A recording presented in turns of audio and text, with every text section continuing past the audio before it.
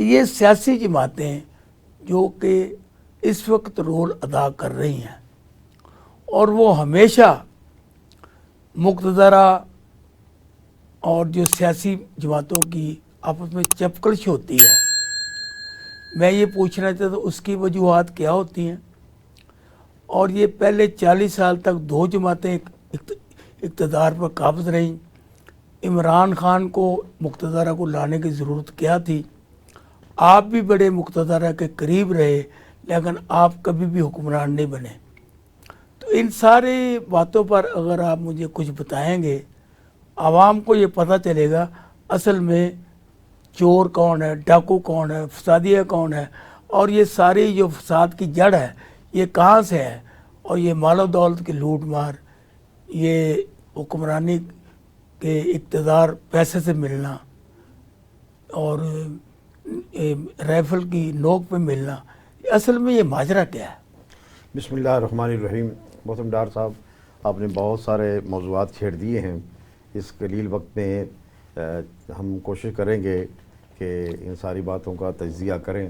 بہرحال سیاسی جماعتوں کا جو رول ہے وہ عجیب و غریب رول ہے۔ پاکستان کے قیام کے فوراً بعد یہاں وہ لوگ برسر اقتدار آ گئے جنہیں قائد اعظم نے اپنی جیب کے کھوٹے سکے کہا تھا، اور ان لوگوں نے جس طرح لوٹ مار کی وہ اسی وقت وہ شروع ہو گئی تھی، اور بندر بانٹ بھی اسی وقت سے شروع ہے۔ دوسری طرف پریس پہ وہ لوگ آ گئے جو پاکستان اسلام کے نام پر بنا تھا، پاکستان کا مطلب کا لا الہ الا اللہ، لیکن پریس ان لوگوں نے سنبھالیا جو سیکولر ذہن کے لوگ تھے۔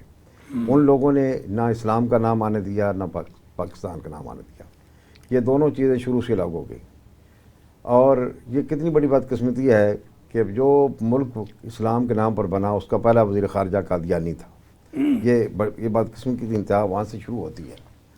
بہرحال اگر قید کو سے عمر ان سے وفا کرتے اور زندہ رہتے تو شاید پاکستان جو ہے وہ آگے بڑھتا، وہ اپنے نظریے کے مطابق جو ہے وہ ترقی کرتا، اور قائد اعظم نے کہا تھا کہ ہم نے پاکستان جو ہے وہ ایک تجربہ گاہ کے طور پر لیا ہے، یہ ہم اسلام کی یہاں کریں گے، اور ہمیں کیا قانون ہوگا؟ تو قائد اعظم علیہ الرحمٰن نے ایک جواب دیا تھا کہ ہمیں کوئی ضرورت نہیں ہے، ہمارے پاس قرآن و سنت کی صورت میں موجود ہے۔ اور آج کے اخبارات اٹھا کر دیکھیں کہ قابل نویس کل پرسوں کے اخبار میں تھا کہ کبھی اسلام کا نام نہیں ہے، یہ کہاں سے اسلامی نظام، کبھی اسلامی حکومت کی بات نہیں ہوئی، کبھی اسلامی نظام کی بات نہیں ہوئی۔ تو یہ قائد اعظم کی وہ تقریر سارا وہ بھول گیا۔ آج ہم اپنی قوم کو، نسل کو یہ بتا رہے ہیں۔ جب کسی چیز کی بنیاد ہلا دی جائے، کسی مکان کی بنیاد ہلا دی جائے، وہ مکان باقی نہیں رہتا۔ ہمارے ساتھ بھی یہی ہوا ہے، اور سب سے بڑا جب اس کا نظریہ ختم ہو گیا، اس کی بنیاد ہل گئی، تو وہ پاکستان دو ٹکڑے ہو کے رکھ گیا۔ آج وہ پاکستان کہاں ہے؟ مجھے لاؤ نا ان لوگوں کو کہو، یہ دونوں جو برسر اقتدار ہیں یہ کیسے برسر اقتدار ہے یہ بھی ہمیں پتہ ہے، اکثریت کس کی تھی یہ بھی ہمیں پتہ ہے جی۔ تو آج وہ لائے نا پاکستان، یہ مسلم لیگ والے وقت وہ خواجہ خیر الدین کہاں چلے گئے؟ وہ جنہوں نے قرارداد پاکستان پیش کی تھی وہ مشرقی پاکستان کا تھا، وہ کہاں چلا گیا؟ وہ پروفیسر غلام اعظم کا پاکستان، نور الامین کا پاکستان، خواجہ خیر الدین کا پاکستان، وہ کہاں گئے؟ ہاں جی، آج اس بچے کچے پاکستان پہ ہر ایک جو ہے وہ چمڑ رہا ہے، جو اپنا بوٹیاں جو ہیں اس کے نوچ رہے ہیں۔ تو یہ تو پاکستان کی کہانی ہے۔ اور پھر سیاست میں وہ لوگ آ گئے، چونکہ انڈیا نے یہ کیا، بھارت نے، کہ انہوں نے فوری طور پر اپنی جاگیرداری سسٹم ختم کر دیا، جہاں سے جاگیریں آج تک بھی قائم ہیں، اور وہی لوگ جو انگریز کے جو اس وقت رتھ کے آگے جوتے تھے، جو ان کو دے کر گئے، آج بھی وہی لوگ برسردار ہیں۔ پہلے ان کا دادا تھا، پھر ان کا بیٹا آیا، پھر ان کا پوتا آ گیا، آج کر بھی وہی برسر اقتدار ہیں۔ یہ جاگیردار طبقہ ہے، نہ ان پہ ٹیکس لگتا ہے نہ کچھ لگتا ہے۔ آج بھی ایک بجٹ اٹھا کر دیکھیں اگر آپ، تو تنخواہ دار طبقہ جس پہ بیچارے بندھے ہوئے ہیں ان کو آپ نے ٹیکس لگا دیا ہے۔ کیا کسی جاگیردار پر یا ان لوگوں پر کوئی ٹیکس ہے؟ کوئی ٹیکس نہیں ہے۔ غریب آدمی جو ہے پستا جا رہا ہے، یہاں غریب سے غریب تر ہوتا جا رہا ہے، امیر سے امیر تر ہوتا جا رہا ہے۔ یہی حالت ہے۔ اب جب الیکشن ہوتے ہیں تو الیکشن کو ہم نے اتنا بنا دیا ہے کہ غریب آدمی تصور بھی نہیں کر سکتا کہ وہ اب ایک بلدیاتی الیکشن جو وہ لڑے، اس کے پاس اتنے پیسے ہی نہیں ہیں جی، وہ کہاں سے لڑے گا؟ اس لیے ان لوگوں نے پیسے لڑنے ہیں، اور یہ جب الیکشن لڑتے ہیں تو اس پہ وہ ان کی انویسٹمنٹ ہوتی ہے، انہیں معلوم ہے کہ ہمارا یہ انویسٹمنٹ ہے، یہ کاروبار ہے، آج جتنا ہم لگا رہے ہیں وہی ہم نے اس قومی خزانے سے لینا ہے، اور وہ لیتے ہیں اور وہ یہ اس سے کئی گنا لینا ہے. اس کئی گنا لیتے ہیں. اور ان کا تو یہ وہ چیزیں ہیں جو کہ اس وقت ہماری سیاست ہے. یہ سیاست ہے یا کاروبار ہے؟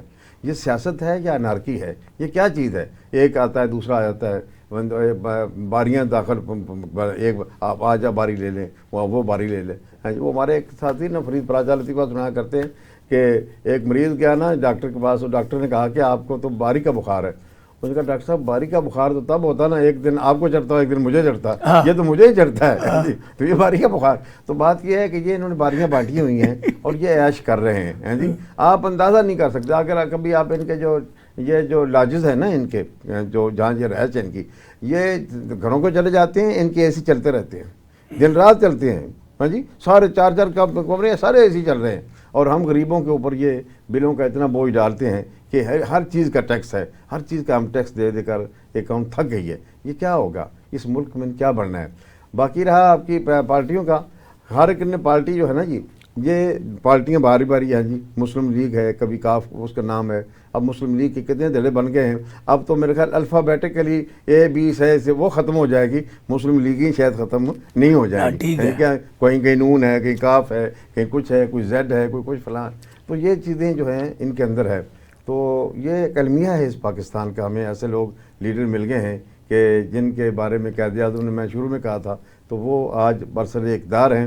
نہ کوئی تعلیمی پالیسی ہے, نہ کوئی معاشی پالیسی ہے, نہ کوئی معاشرے کے اندر سدھارنے کے لیے کوئی پالیسی ہے, نہ نسل لاؤ کے لیے کوئی ان کے پاس کوئی مطلب ہے. آپ اندازہ کریں کہ HEC جو ہے ہائر ایجوکیشن ہے, اس کے لیے انہوں نے کتنا بجٹ رکھا ہے جی. کوئی بجٹ نہیں ہے, کوئی بجٹ نہیں. تعلیم پر اور صحت جو ہے وہ سب سے اول ہونا چاہیے, وہ ان کے پاس کچھ نہیں ہے.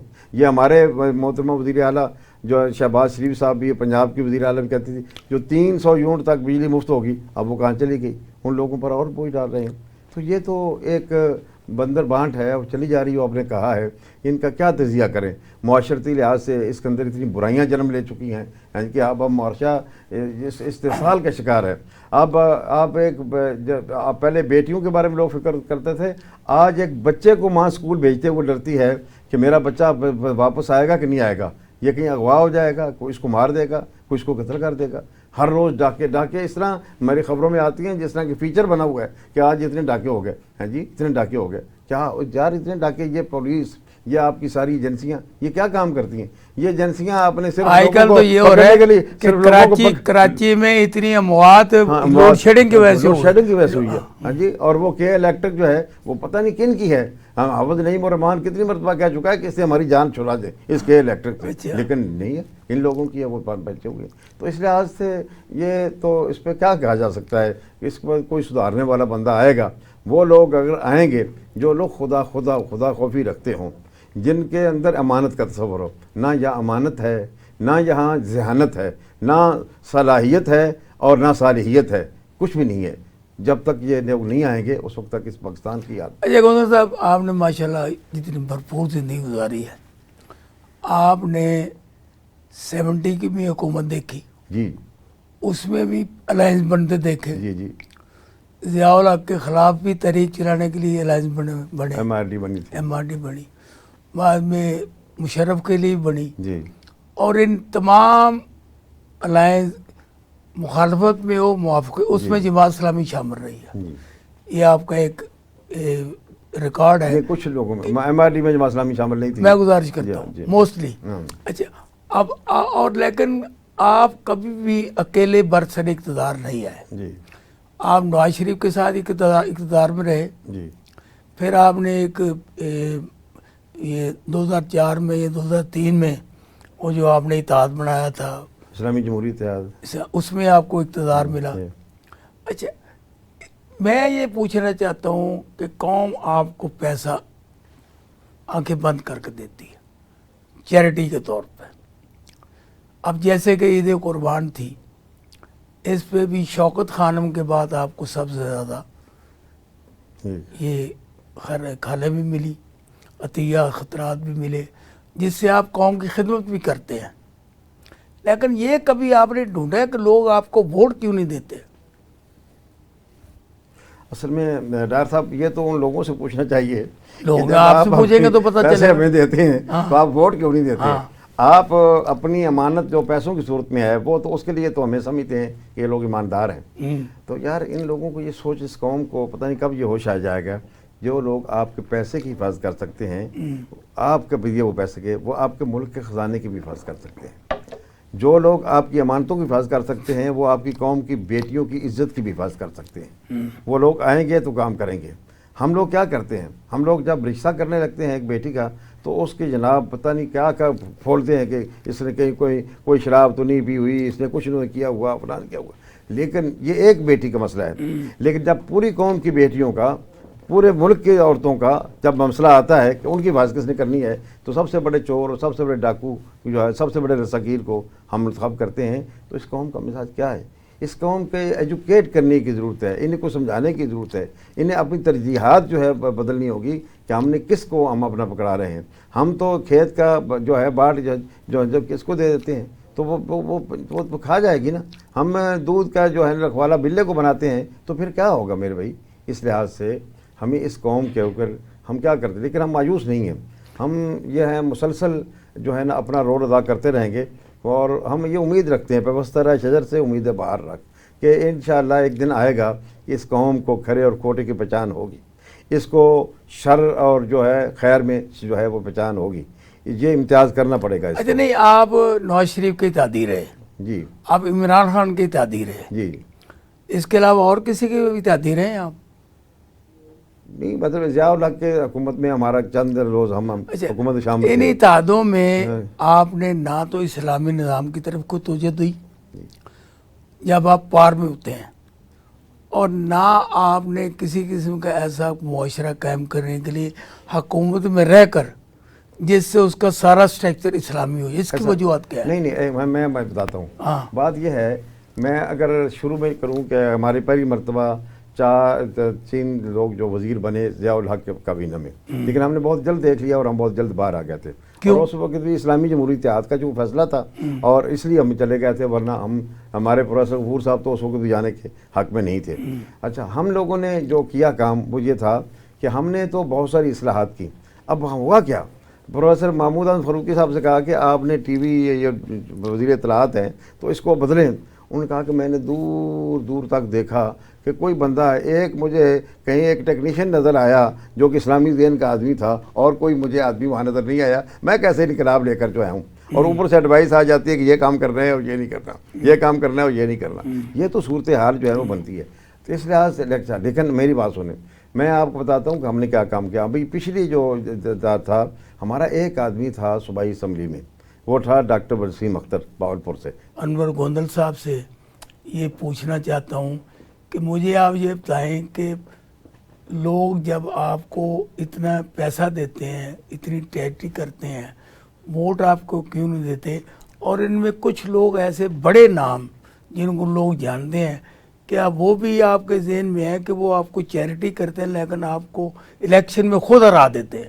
اصل بات یہ ہے جی کہ الیکشن میں ہارنے کی بھی کئی وجوہات ہیں. کچھ لوگ تو واقعتاً ہمیں ووٹ نہیں دیتے. وہ اس لیے ووٹ نہیں دیتے کہ وہ یہ سمجھتے ہیں کہ یہ لوگ ہمارے جھوٹ کا ساتھ نہیں دیں گے. اگر ہمیں تھانے والے پکڑ کے لے جائیں گے تو یہ ہماری سفارش کرنے کے لیے نہیں آئیں گے. ہیں جی، اگر ہماری عدالت میں کسی گواہی کی ضرورت پڑے گی تو یہ جھوٹی گواہی نہیں دیں گے. یہ اصل میں اس لیے ووٹ ہمیں نہیں دیتے. عورتیں ہمیں ووٹ اس لیے نہیں دیتی کہ شاید جماعت اسلامی والے آ جائیں گے تو ہمیں برقعے پہنا دیں گے اور ہماری بار آزادی ختم ہو جائے گی. ہیں جی، اس لیے کہ ان کی آزادی کا تصور جو ہے وہ اب عورت کی آزادی جو ہے وہ مادر پدر آزادی ہو گئی ہے کہ میری مرضی، میرا جسم میری مرضی. انہیں معلوم ہے کہ جماعت اسلامی آئے گی تو یہ نعرے جو ہے نا یہ نہیں لگا سکیں گی. تو اس لحاظ سے یہ ان کے اندر خوف بیٹھا ہوا ہے. حالانکہ ہم لوگ جو ہیں وہ اسلام کے اصل میں اور منبر و محراب سے بھی جب ہم اسلام کی بات کرتے ہیں تو ہم کوڑوں کی اور سزاؤں کی بات کرتے ہیں.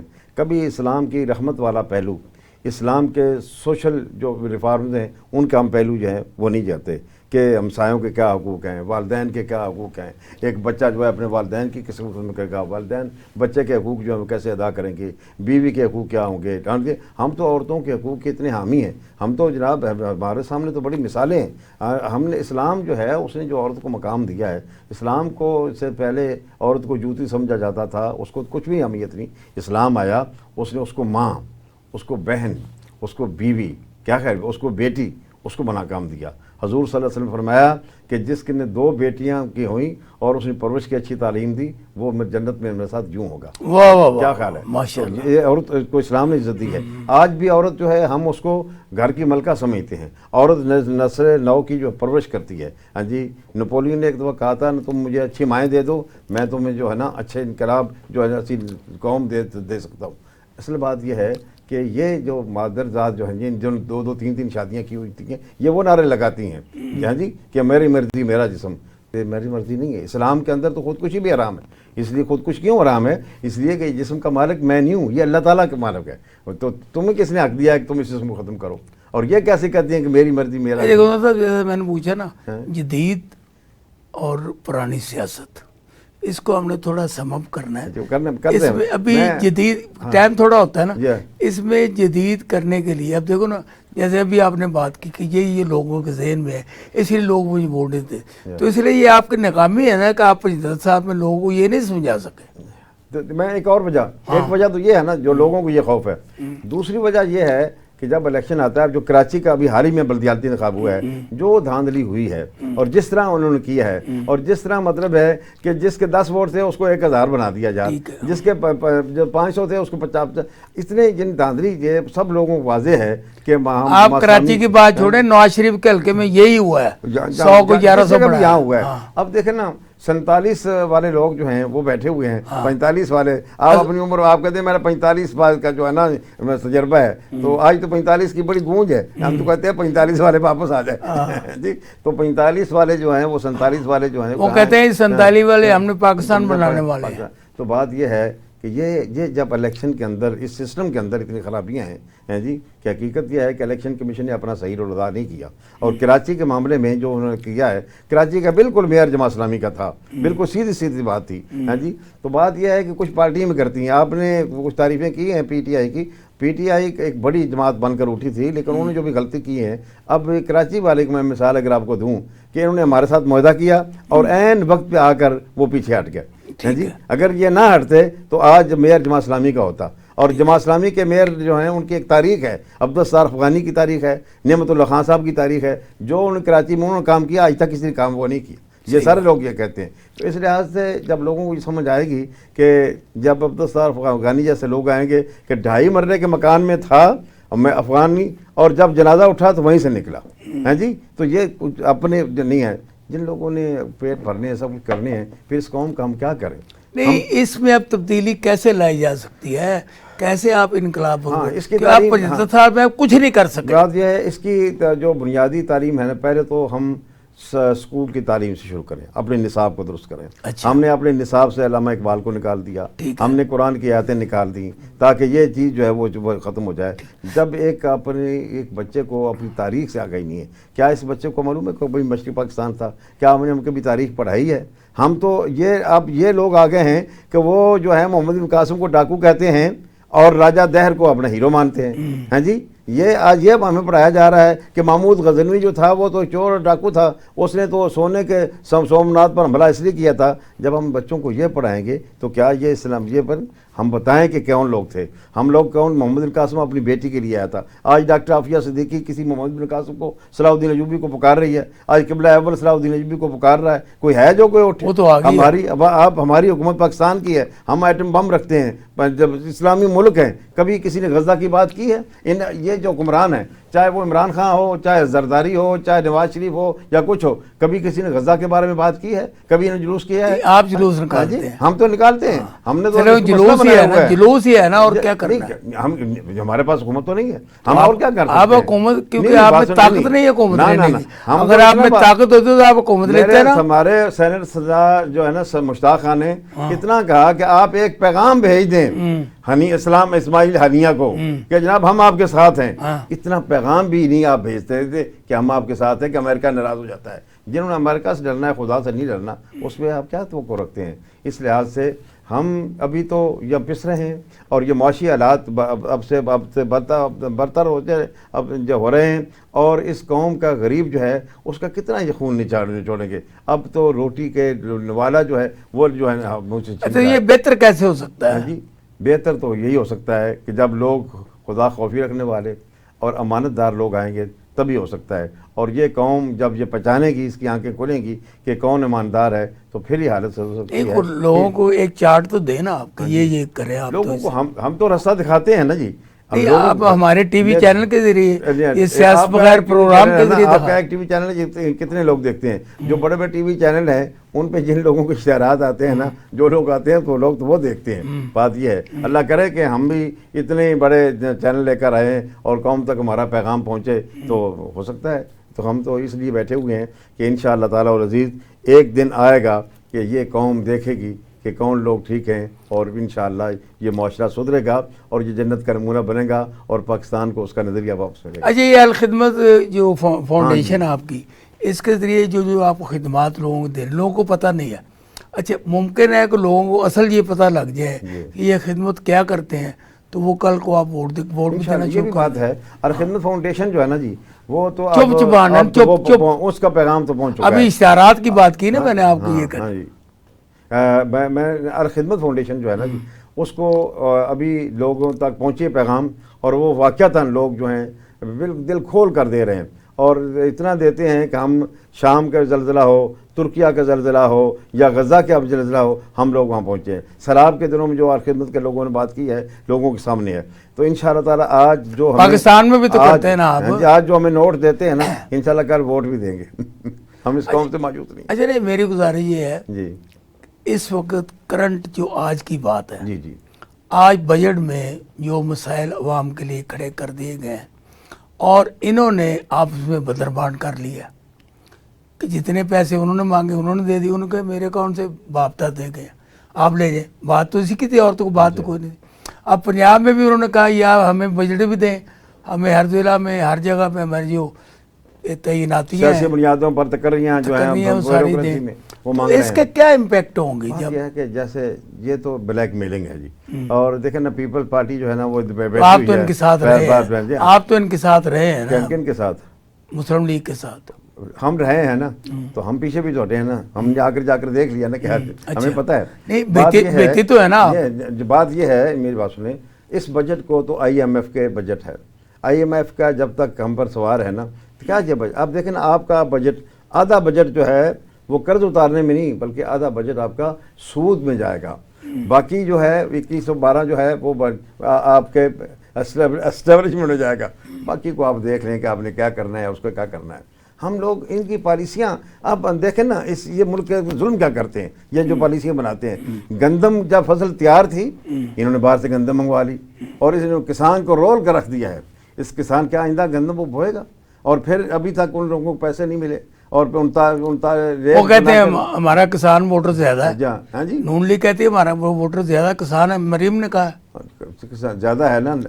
اب کسانوں کے ساتھ جو انہوں نے کیا ہے، چینی اس ملک میں پیدا ہوتی ہے. اب کسانوں کو ان کو ووٹ دینا چاہیے آئندہ. میرا خیال تو سوچنا چاہیے. تو آپ دیکھیں کیا کیا ہے، اب وہی دیں گے. یہ تو بات ہے نا جی. اب کیا کریں جی، اسی اتار کے لونڈے سے دوائی لیتے ہیں، پھر ہم کیا کریں جی. محمد انور گوندل صاحب سے ہماری بڑی ہاٹ ٹاک جاری تھی. ہم یہ ہاٹ ٹاک کئی گھنٹوں تک کر سکتے ہیں، اور ماشاءاللہ انور گوندل صاحب بڑے اچھے جواب بھی دے رہے تھے، لیکن تنگی دامہ وقتی کمی.